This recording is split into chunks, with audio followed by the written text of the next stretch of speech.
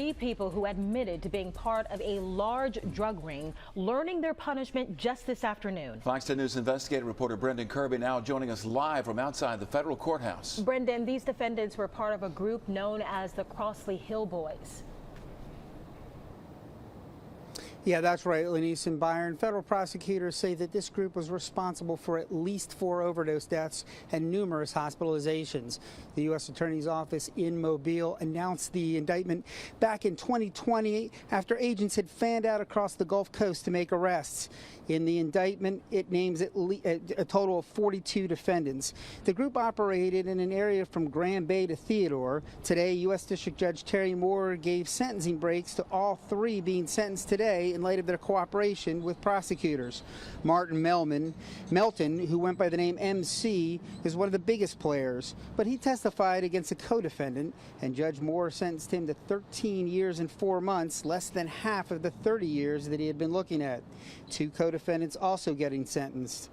Fitz Albert McGloshin will do 3 years in prison. He admitted to driving regularly from New Orleans to Mobile to supply heroin to members of the conspiracy. Brittany Lovejoy will go to prison for 2 years. She'll likely get credit for the nearly 18 months she's been locked up.